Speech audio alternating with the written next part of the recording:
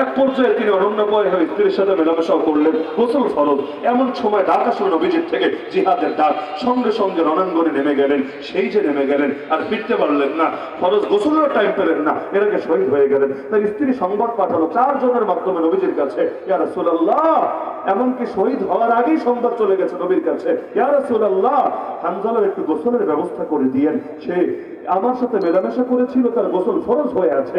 শহীদকে যদিও গোসল দেওয়া হয় না, তার ওই রক্তমাখা কাফনের সাথেই তাকে রেখে দেওয়া হয় কবরের ভেতর, কিন্তু হানজালা শহীদ হওয়ার পরও তাকে একটু গোসলের ব্যবস্থা করলেন। যুদ্ধ শেষ, পুরো ঘটনা সবাই জানেন। হানজালাকে ফেরেশতারা নিয়ে গোসল দিয়ে এনেছিল, কিন্তু সবার কৌতূহল তার স্ত্রী আগে খবর কিভাবে পাঠালো, স্ত্রী কেমনে জানলো সে শহীদ হবে? শহীদ হওয়ার আগে তো জানার কথা না, কেমনে জানলো? এবং যার জন্য সাহাবীদেরকে উদ্যোগ নিতে হয়েছিল তার গোসল দেওয়ার জন্য, পরবর্তীতে তো ফেরেশতারা গোসল দিয়ে ফেলেছে।